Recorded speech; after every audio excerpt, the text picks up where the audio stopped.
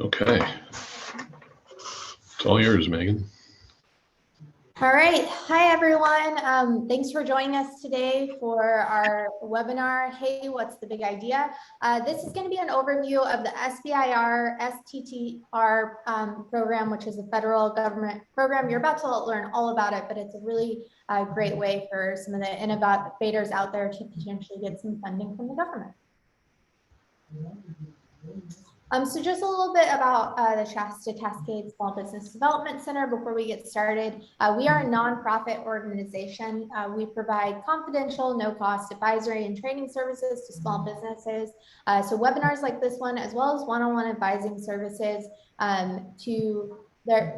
we're part of the SBA. So there are small business development centers across the country.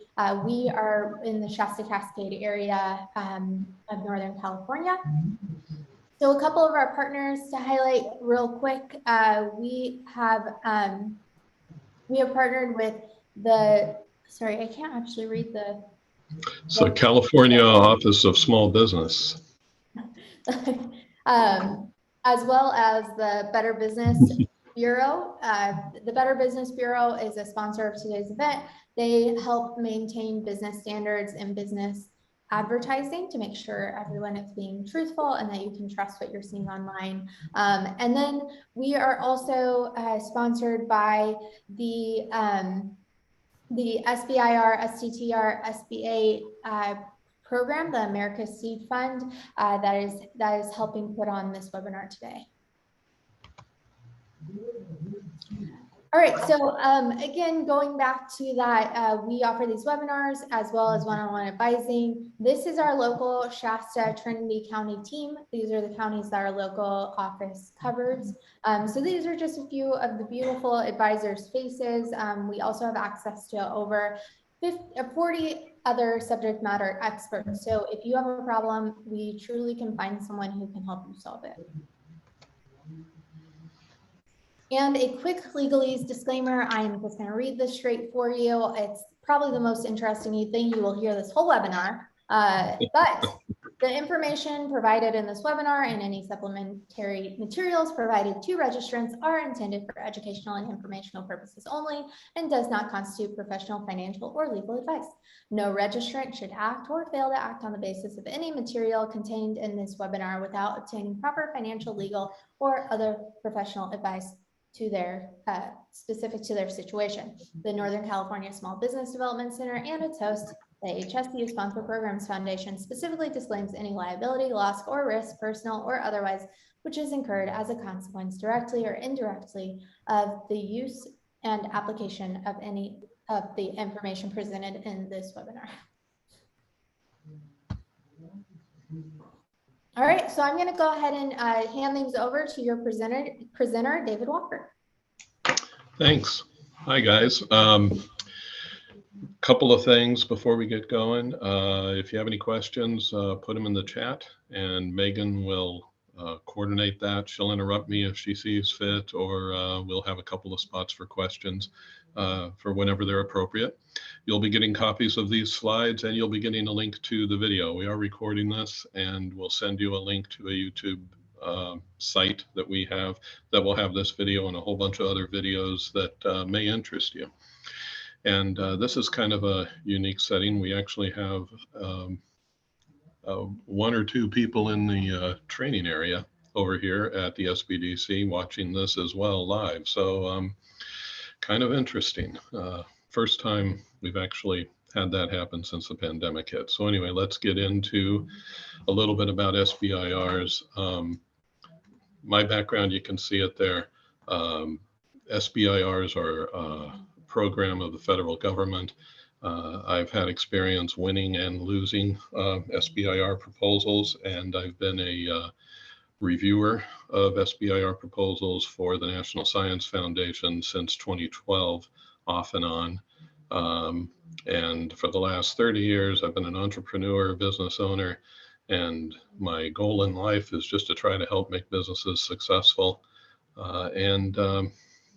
which is kind of good for me because I've had success and a lot more failure than success. So yeah, see it both ways there. Anyway, so let's get going. This is what we'll be dealing with. We'll be talking an introductory, just a brief introduction to SBIRs, a little bit about the program, the different agencies, how it works, some tips on what you can do if you decide to go down this route, some characteristics of rejected and accepted proposals, and then a summary of what we've talked about. So let's start. These companies, I'm sure you've heard of some of them, iRobot, Symantec, which has Norton security software, Qualcomm, 23andMe, they all have something in common. They all started with SBIR program money. SBIR is a federal government program. It stands for Small Business Innovation Research, and there's a sister program associated with it called Small Business Technology Transfer. They are really pretty much the same thing, and I'll be talking about SBIR, but I'll be meaning both SBIR and STTR. The biggest difference between the two of them is STTR is required to have some of the money go to a university or other research institution to help do the R&D that's going to be funded by the program. So we'll get into that a little bit, but that's what they are. It's a federal government program.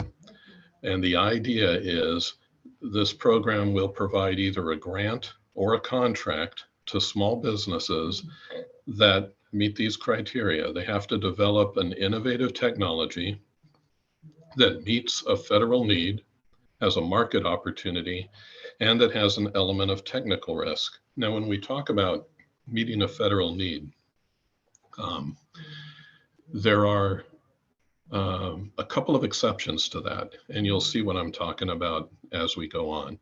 For most of the SBIR programs, the government agencies that work in SBIR, they have very specific needs that they want met.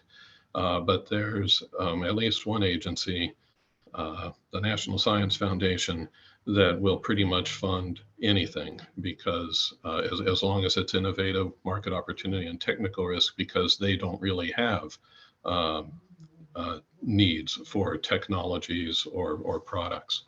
So let's go on and talk about them. The reason we're doing this is to increase awareness of the program and increase awareness of the resources that are available to help you with SBIR. As Megan mentioned, some of our funding comes from the SBIR program directly. America's Seed Fund is what it's called. And this particular money that's funding this program that you're listening to right now came from a Growth Accelerator Fund, which is set aside to promote SBIR, the SBIR program nationwide. This is the other reason why we're doing this. This is a map of Northern California, which is where we're located. We're in Redding in Shasta County, a little over halfway between Sacramento and the Oregon border. And since 2016, there have been, if I counted correctly, a little over 2,500 SBIR awards made in these 36 counties. But take a look at this. 92% of them were made in the Bay Area, which kind of makes sense if you think about it. It's a large population. It has Silicon Valley there, and there's a lot of innovation going on in that part of Northern California. The other 8% of the SBIR awards that were made in these counties. Our county up here, Shasta County, had two is all, only two SBIR awards since 2016. And if I'm not mistaken, both of those awards went to the same company. And all of the rest of these haven't seen any SBIR awards. So we want to make sure that people, especially in the rural areas of our region, are aware of the program. And if they have a technology that qualifies, that they take advantage of this program. And that's why we're doing this. So by the numbers, here's how SBIR works. Federal agencies, Department of Energy, Department of Defense, NASA, Department of Homeland Security, any federal agency that has an R&D budget that exceeds $100 million by law has to have an SBIR program, a program that allows them to provide grants or contracts to small businesses to develop innovative technologies. That means that there are 11 federal agencies with these kinds of budgets, budgets exceeding $100 million, R&D budgets exceeding $100 million. SBIR spends about $3.2 billion minimum each year on these innovative programs for small businesses. STTR, which we mentioned before, does $450 million. The government makes over 5,000 awards each year. Through 2019, since the inception of the program, which was in around 1980, since then, they've awarded about $54.3 billion, made almost 180,000 awards. And there have been at least 70,000 issued patents as a result of all of this funding. There's over 1.5 million people employed with firms that started with SBIR. And this is an interesting stat. About 1 in 9 SBIR or STTR awardee companies have received some kind of equity financing. In other words, they receive some kind of investment from either angels or venture capitalists. The reason for that is because SBIR is a great validator of technology.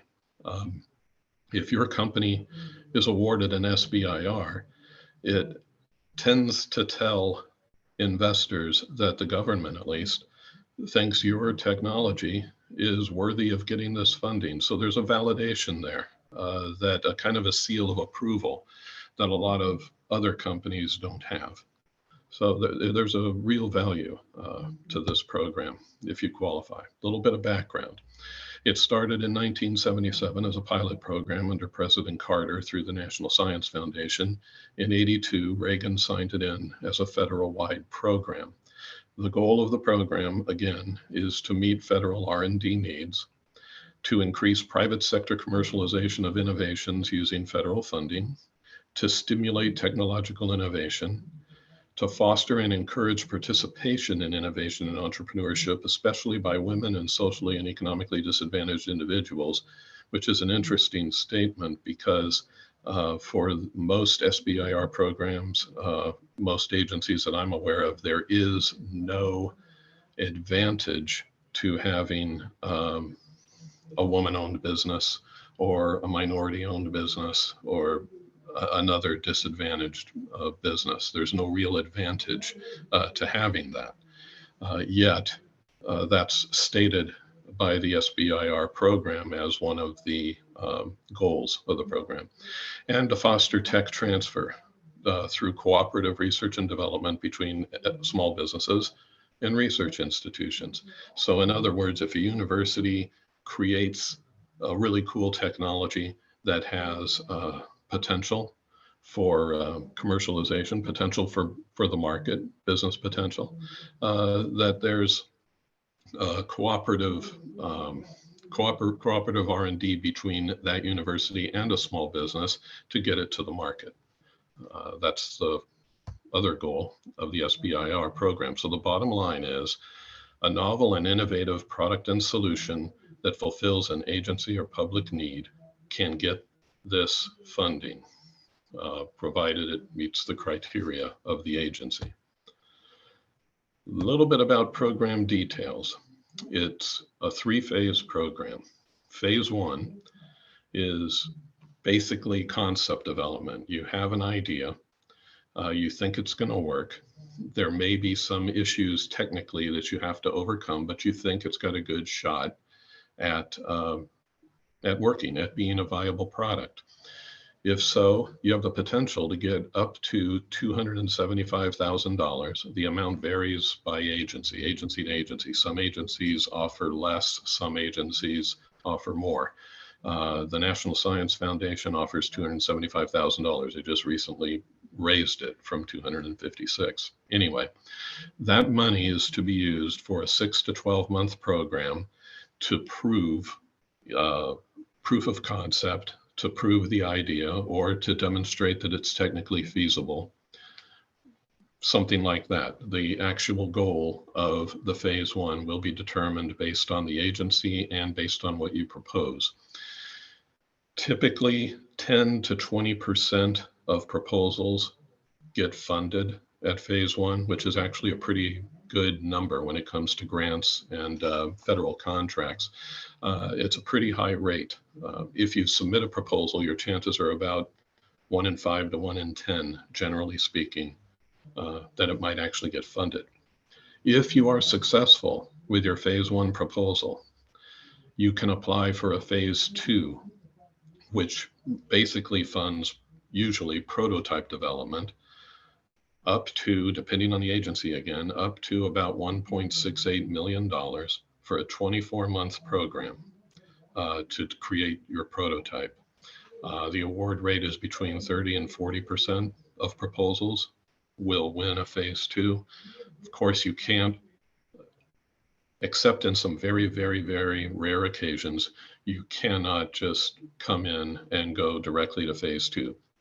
There are a couple of exceptions to that. Generally speaking, you have to do phase one before you can apply for phase two. And then, assuming your prototype development is successful, phase three is commercialization.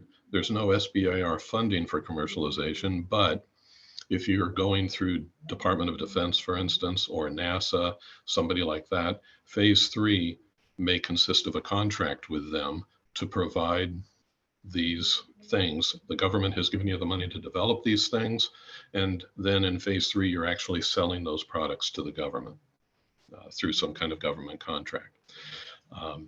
Not all, like I said, not all SBIR awards result in government contracts. There are some agencies that may not buy what it is you're doing, but instead, the goal of that SBIR program might be to get it out to the commercial market and sell it to whoever will buy it.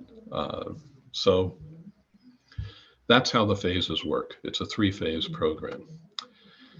These are some of the big agencies. There, like I said, there's 11 agencies that work in SBIR. The biggest ones are the Department of Defense, Health and Human Services, the Department of Energy, the National Science Foundation, and NASA.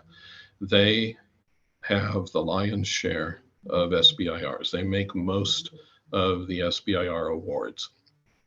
The other 6 agencies combine for about 82.2 million. Those agencies are, I think there's a list later in the presentation, but they're places like the Department of Agriculture, Department of Education, EPA, Department of Homeland Security, and there's others, and we'll get to those.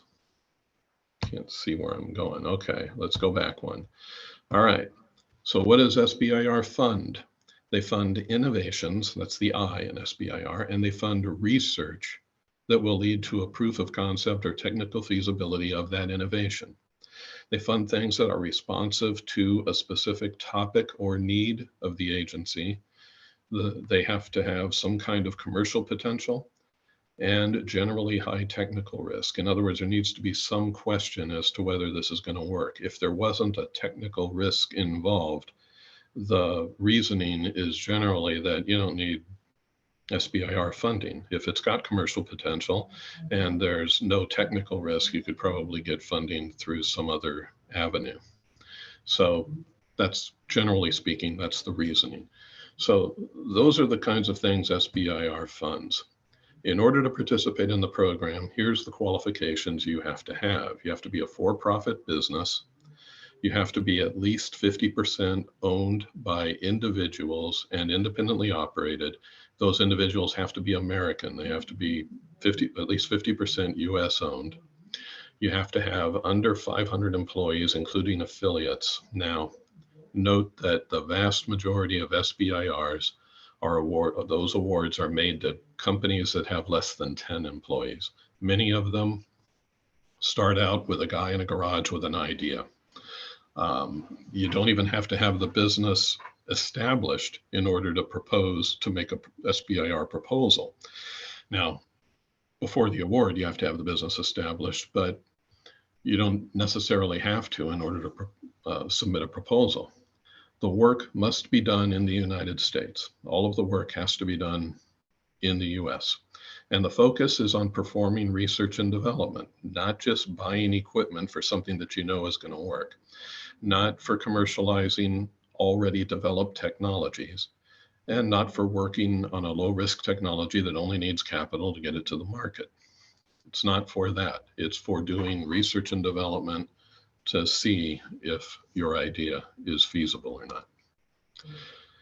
So let's talk about SBIR and STTR. All 11 of the agencies participate in SBIR, but only 5 of them participate in STTR. The big difference is with SBIR, you can have a university or a national lab or some other nonprofit research institution help. You can subcontract with them to help.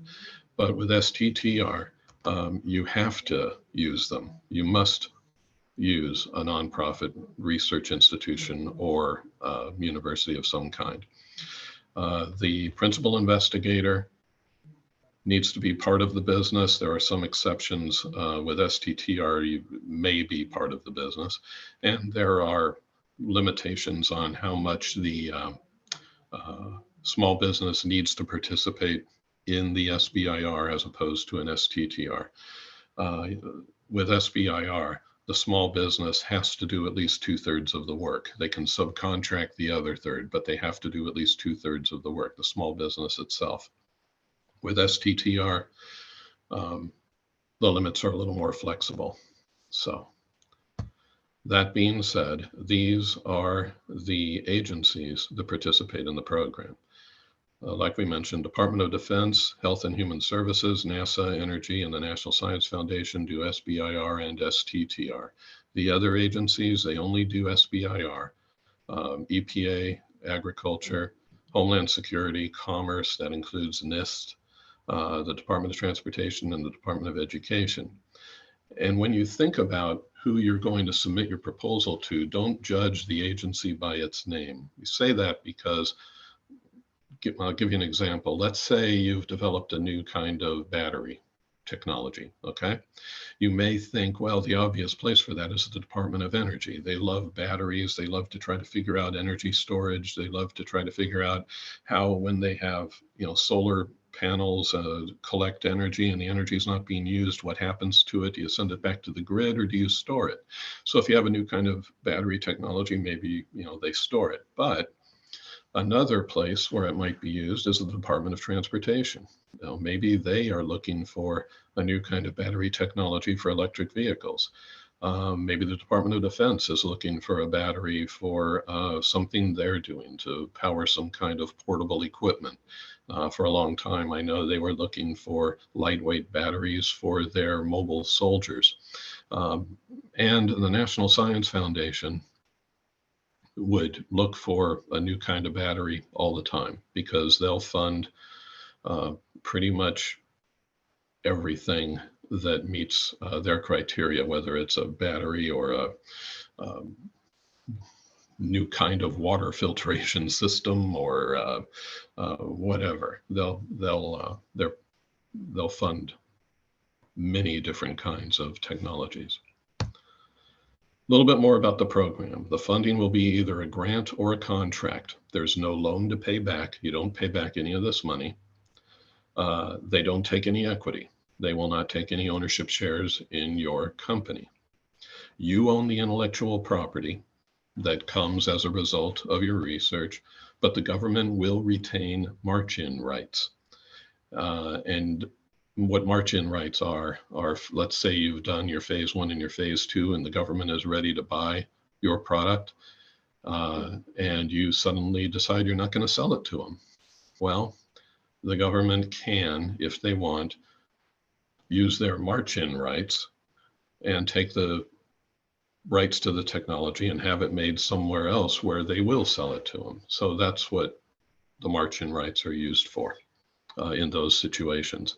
I have heard, and I only heard this, I'm not even sure it's true. I've heard of that happening a total of once with the Department of Defense. I've never heard it happen before, and I'm not even sure that it really happened that one time. that's another story. Anyway, one thing to be aware of, some agencies will pay for patents and some won't. So if you're planning on using some of this money to pay to have patent research done or patents written for you, check with the rules of the agency, because some of them will pay for that and some won't. There are restrictions on uses of funds, what you can use the funds for. They have to be directly related to doing what it is you say you're going to do in your proposal, the research and development of the thing you're proposing, the innovation you're proposing. You can submit applications to different agencies for similar work. Going back to our battery example, you could submit to the Department of Energy, the Department of Transportation, the National Science Foundation, and the Department of Defense. If there are needs in those agencies, if there are solicitations and topics where those apply, you can submit an application to all four of them, but you can only accept one award for the same work. So if you got 2 or 3 awards, you can only accept one of them from one of the agencies. You can't be paid twice for substantially the same work. Darn it. The odds of getting funded vary from agency to agency and year to year, but like we said, phase 1, agencies will fund about 1 in 8 to 1 in 15 proposals. Phase 2, the odds get a little better, 1 in 3 proposals. And like we said, about 1 in 9 funded companies will successfully obtain investment funding. And at this point, I'm going to tell you a little story about one of them that did that was successful. And this will give you an idea of how SBIR can work.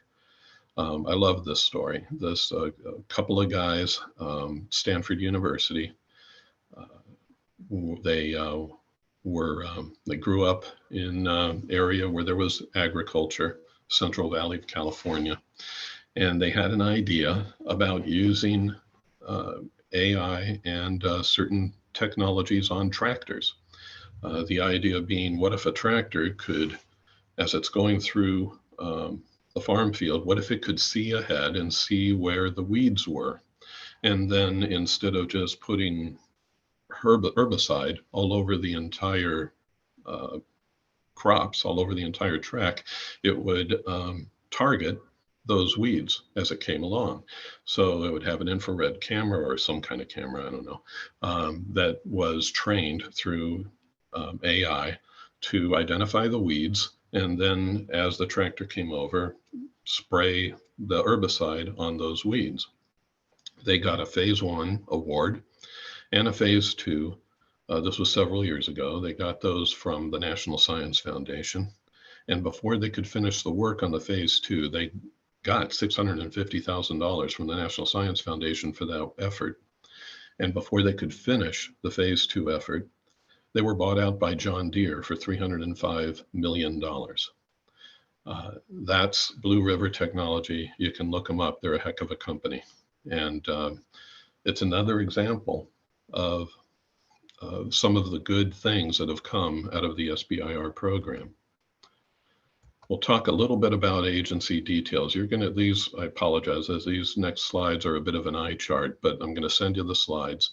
So you'll have these and you can take a look at the differences, the basic differences between the different agencies, whether they'll work with SBIR, what the phase 1 limits are. This is at the time we did this, which is over a year ago now. So this some of the data may be a little stale here.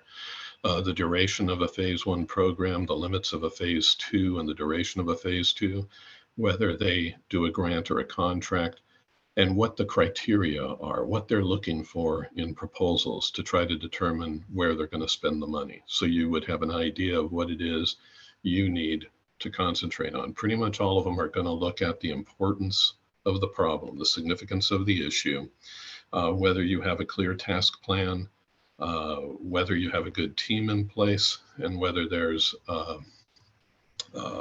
good budget and a good commercial potential.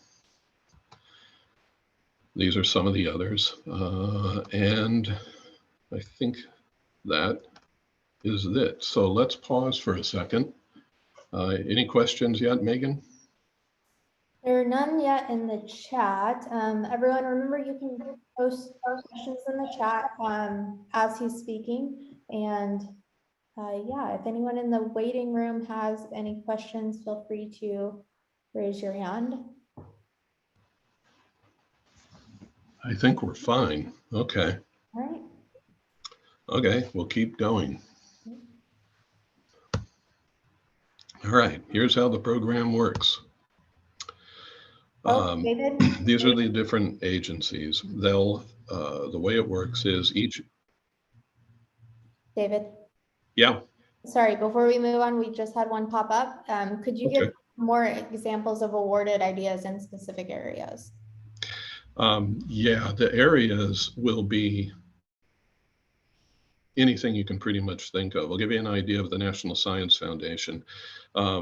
They will have a list of areas. They might say advanced manufacturing, any kind of thing that might help people with manufacturing. They'll have sensors.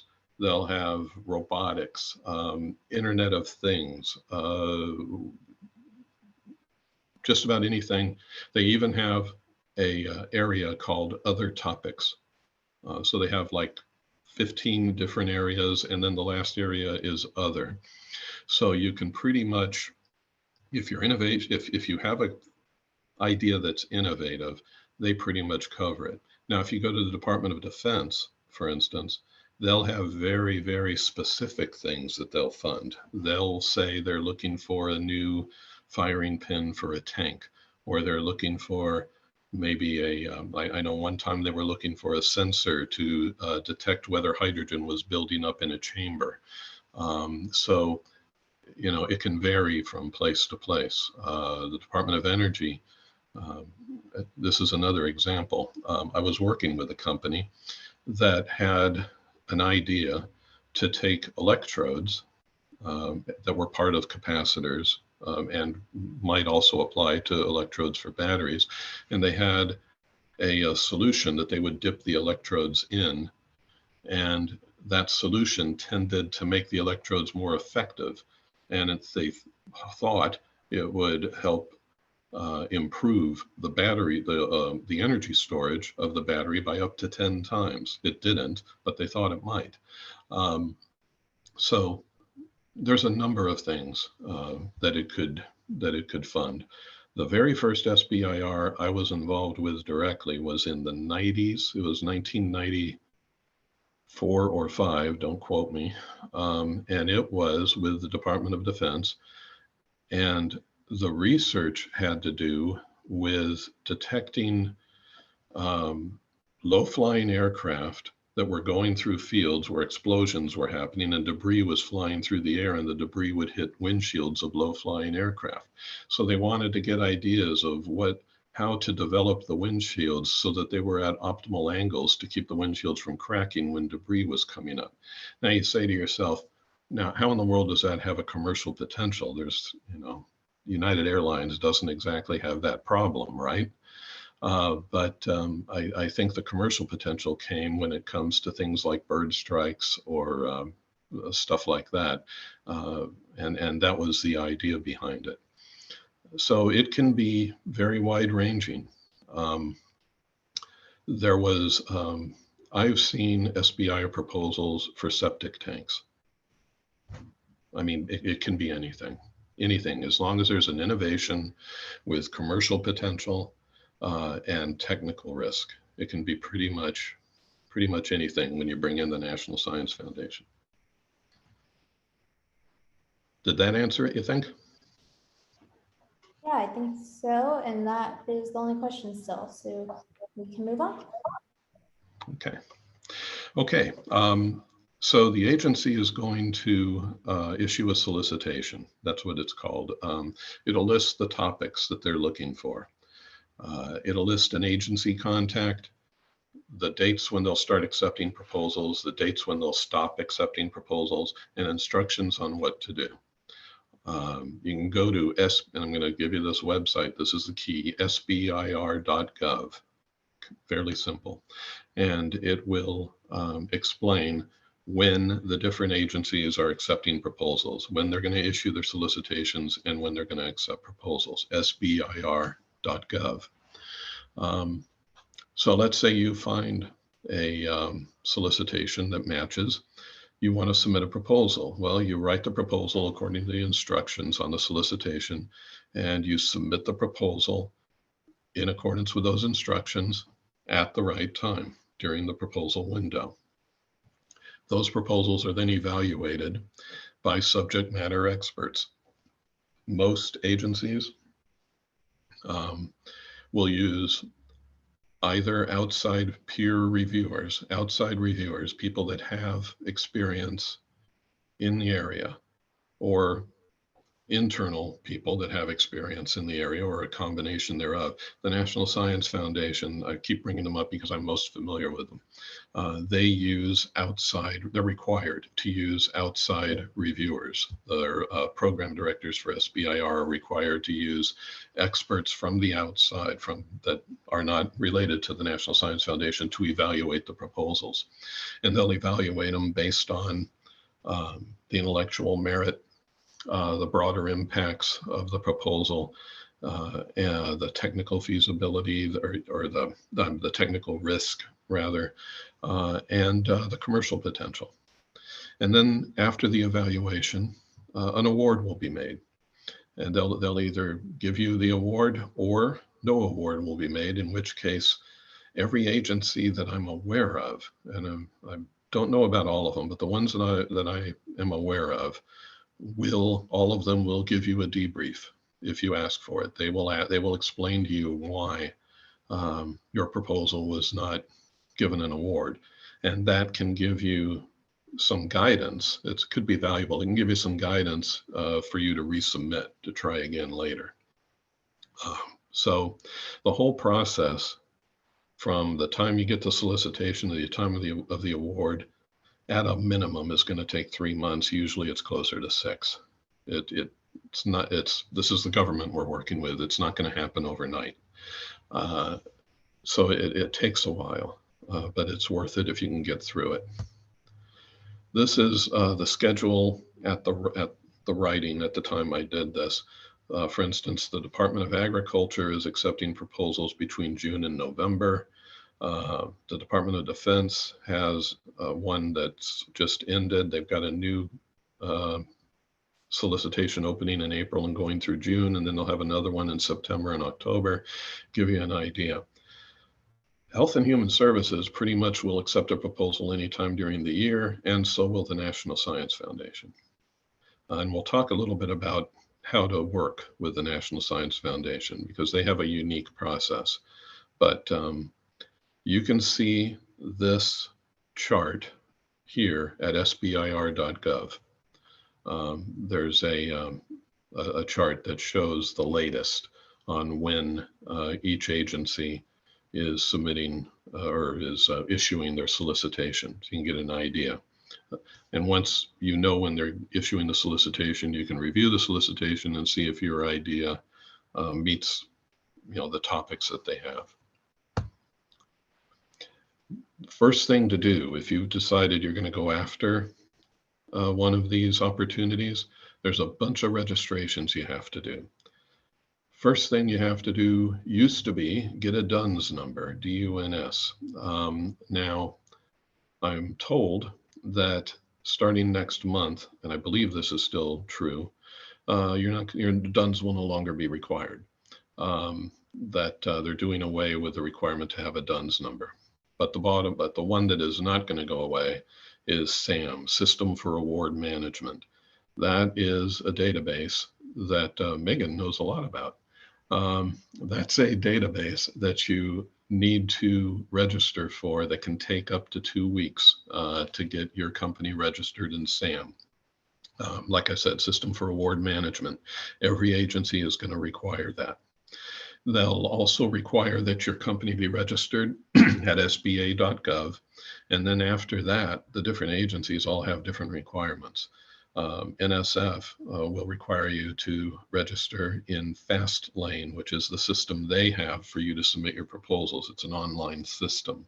Health and Human Services uses grants.gov and ERA Commons. And let me back up here a little bit. Grants.gov is a wonderful website. It will list every federal grant that is available by, and they're sortable by the type of grant, who is eligible, whether it's a small business or a nonprofit or another government agency, a local government agency, something like that, and topics, what kinds of things they're looking for. Most of them are going to be education or health related, but there are others as well. If you're looking for a grant for your small business, it's the first place to go to, grants.gov. Just a side note there. SBIR, for many of the agencies, is a grant as opposed to a contract. So a lot of the SBIR solicitations will be listed in grants.gov. Just keep that in mind. So yeah, there's going to be, it's going to vary by agency, and not all the agencies are listed here, obviously just the top 5, but you're going to need to do some kind of registration. Make sure you have that done before you submit your proposal, because if you try to submit the proposal without all the registrations done, your proposal will likely not be accepted. You may not even be able to do it. Some of them are just required in order to do the proposal to begin with. There will be a principal investigator on your proposal. That's basically the person that's going to be responsible to oversee the project. That person with us, on the SBIR program, that person must be employed by the small business at the time of the award. Doesn't have to be employed by the business now, but if you get a notice that you're going to have an award and that you need to start doing it on, start work on July 1st, say, on July 1st, the principal investigator has to be employed by the small business. Doesn't have to be a PhD. They don't have to have a doctorate. They just have to have appropriate expertise to oversee the project scientifically and technically. Okay. So your principal investigator needs to be well chosen. So you need to ask yourself at this point, is your technology innovative? Is there a market for your idea? What stage is it in? Do you have enough quantifiable evidence to show that it could work? Is it past the SBIR stage? They see that a lot. A lot of people, they've developed the technology, they've got it, they need some money to get it to the market, and then they go after SBIR because the idea is really cool and it's innovative. Well, by then it's too late, because SBIR funds research, not commercialization. And the final thing, are you ready to work more than half time in the business? Because that's going to be a requirement that the principal investigator work for the small business more than half time.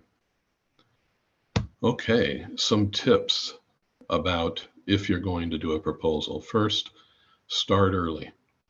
This is probably one of the more important ones. It's going to take longer than you think it will. Some people recommend 10 weeks before the due date. Sometimes you need to start even earlier than that. It really, really is a complex process to address these proposals. Put your team together and make sure your schedule is together. And another good idea is to make assignments to your team. You're going to be doing a proposal, and the proposal's you're going to have instructions in the solicitation that say the proposal needs to be in this order and it needs to address these things. Well, assign those things to your team. Have people with the expertise write sections of the proposal. That way you don't have one person trying to do the whole thing. And make sure that the people in your team have signed non-disclosure agreements. Remember your audience. The people that are going to be reviewing these proposals are technical experts and commercial experts. So make sure that your proposal is going to pass muster with them. You won't get nonsense past them. They know, the reviewers that I've met are brilliant people. Every time I go into a review and I look at these guys, I'm in awe. These guys and girls know their stuff. And then also another thing, and it gets overlooked, administratively, make sure that if the proposal says, if the guidelines say that this section needs to be less than 2 pages or 5 pages or whatever it is, make sure it's less than 2 pages or 5 pages or whatever it is, because a lot of agencies, not all, but a lot of agencies will just reject it out of hand if it's too many pages or the wrong font or the improper margin. I've seen that happen in the past. Or if it's submitted 2 minutes past the deadline. This doesn't happen as often because of some modernization, but it used to be that if the deadline was Tuesday at 5 p.m. Eastern and you submit it and it doesn't get into the system until Tuesday at 5:02 Eastern, it's rejected. So, you know, if you're submitting online, and a lot of them do that, they'll let you submit online, you do that. You need to make sure you submit it in plenty of time for the system to get it and accept it, or it'll get rejected, and you may have to go through a lot of nonsense to get it unrejected, or they may just ask you to wait until the next go round. So anyway, I got off on some stuff, but remember your audience when you write it. Follow the proposal guidelines. What I just said, make sure that you do it in accordance with the instructions of the proposal. Make sure that if the proposal is asking for solar, you don't propose wind. You may think you have a better idea than what the proposal is asking for.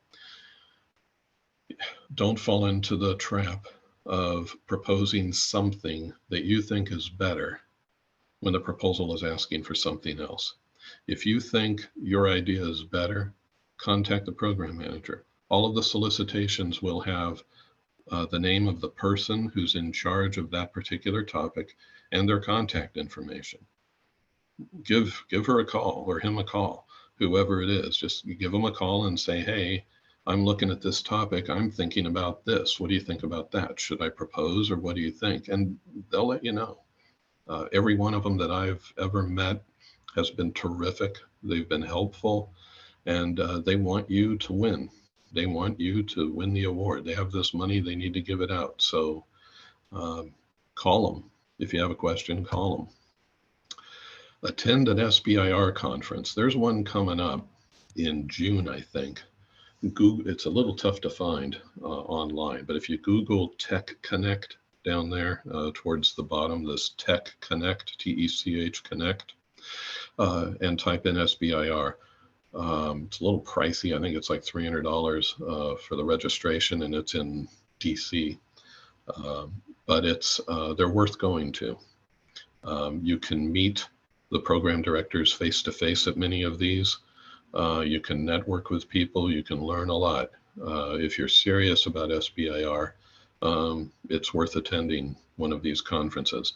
In addition, there's SBIR road shows. I don't know of one that's coming up in the area here, but that's where the different agencies will get together, and they'll actually have representatives from the agencies go on the road and go to different places and talk about SBIR, talk about their programs, and you have the opportunity to talk to them and find out what it is they're after, find out what it is they want, and pitch your idea to them and get feedback from them, see what might help. These conferences, especially Tech Connect and the SBIR Roadshow, look them up and consider attending those. Make sure you check out SBIR.gov. That's the place to look at. Links to the agencies. You can get data on past awards. You can see what's been awarded, topics, and read abstracts of different awards that have been made in the past, and get a lot of information at SBIR.gov. Don't forget STTR. If your concept is developed at a university, you might want to do STTR. If you're going to use a university to do a lot of the research, if you're going to make an agreement and use some of the SBIR funds for the university to conduct a lot of the research, because they have a lot of equipment, they have a lot of resources that a lot of small businesses don't have. Sometimes it makes sense to go after STTR. instead of SBIR. And again, talk to the program officer or director who's listed on the solicitation that you're going after. Believe me, it'll be worth it. You can get some guidance from them. You can get some feedback about your idea. And if you get them excited about your idea, they will probably be looking for your proposal. So it can only help to talk to them ahead of time. And we've got just a couple of minutes, so I'm going to go quickly through some characteristics of rejected and accepted proposals, so you get an idea of what to do and what not to do when we're talking about this. Like I said, there are administrative rejections that we've seen. The proposer forgot to put something in about his company and team or something. They're missing parts that they were supposed to address in the proposal, or they're non-responsive to the topic. Like I said, if they're asking for a solar technology, don't propose wind. The proposals are over budget, or there's something wrong with the budget. Administratively, that can be a reason to reject it out of hand and not even review it. Late submissions are usually rejected without review. They don't even look at them. The inclusion of extras, you may think it's great that, hey, I've got this, here's my patent. I'm going to send you my patent, when they don't ask for the patent. And they get it and they look at it. And for a lot of program directors, a lot of people that I've seen, and it's an annoyance. It doesn't help your cause. If you've included extras that they didn't ask for, even though you may think it's helping your cause. If they don't ask for it, it's probably best not to send it to them. The PI and the team lacks the necessary expertise. These are some other reasons for rejection. They may, you may be offering to do something, but you don't have the expertise to do it in the judgment of the people that are reviewing the proposal. Make sure you have a good background to complete the tasks that you're proposing to do. The proposer provides an unclear task plan. In other words, the reviewer reads it and he's not sure what exactly you're saying you're going to do. Maybe it's too vague. It doesn't have enough detail. That can be a reason for rejection. If it's not an innovation, if instead it's an incremental improvement, and that's a little bit subjective, but it's a valid reason for rejection. I heard one guy give a pretty good explanation of the distinction between an incremental improvement as opposed to an innovation. He said the iPhone 3 to iPhone 5, that was an incremental improvement. The flip phone to the smartphone, that's an innovation. They give you an idea of what it is they're talking about. They're looking for innovation, not incremental improvements.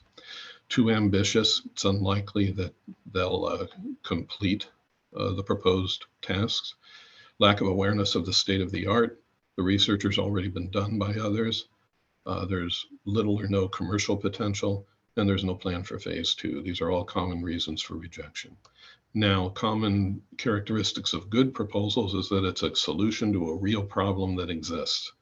There's a good literature review and a good awareness of what's already out there and what the state of the art is when it comes to technologies that are related. It's relevant to the topic. There's commercial potential. It's well written, succinct, and logical. And it's a well-designed and detailed experimental plan. And with that, we've only got a few minutes left, so we'll pause for questions in case there are any, and then we'll give you some ideas about what to do next. How are we looking, Megan? Nothing in the chat. Okay.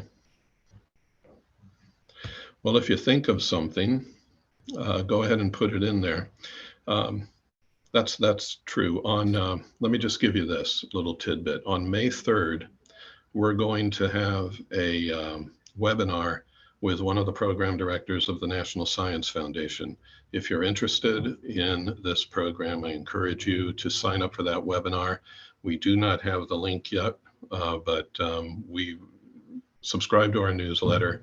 You'll get an announcement when the registration is available, but that'll be May 3rd. His name is Dr. Murali Nayar. He knows he's been the longest serving program director for the SBIR program at the National Science Foundation, and he'll answer any questions you have. And hopefully we're going to have some companies, representatives of companies that have won SBIR awards with the National Science Foundation, and they'll be able to answer your questions as well. Go to seedfund.nsf.gov. Again, you'll be given these slides to find out about the National Science Foundation's SBIR program and about how to get going, or contact us and we'll go to that. This is how you contact us. We are in Reading in Shasta County. Our website is shasta.sbdc.org. You can email us at emily@norcalsbdc.org. Our phone number is there. If you're not in Shasta or Trinity counties, don't worry, there's an SBDC near you. Like Megan said at the beginning of this, there's nearly 1,000 of them across the nation, and most of them have experts in SBIR. Most of them do. If you can't find one that does in your area, go ahead and contact us and we'll figure out a way to guide you to someone. But I think you'll be happy if you just go to the SBDC near you. So that being said, any final questions before we wrap it up? Chat is still empty.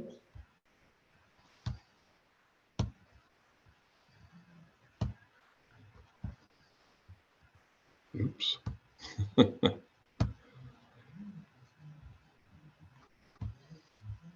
I'm trying to stop sharing. Well, at any rate.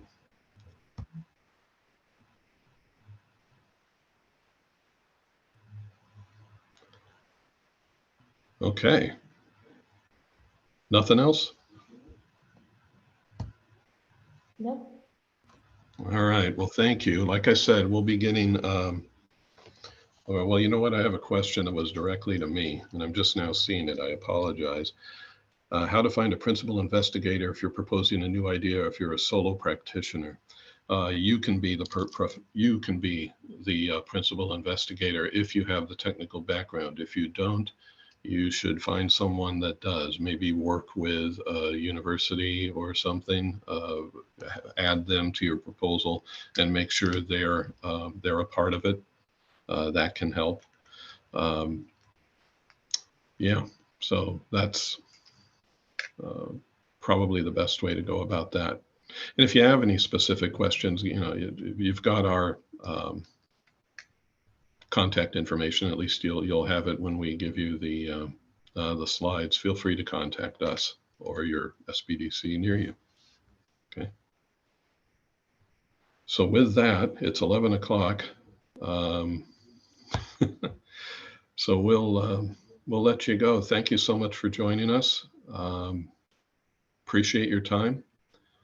And like I said, look for the May 3rd webinar. It's not out there yet, but it will be. If you are interested and you want to pursue it, subscribe to our newsletter. Go to shasta.sbdc.org and subscribe to our newsletter, and then we'll let you know when it's available to you.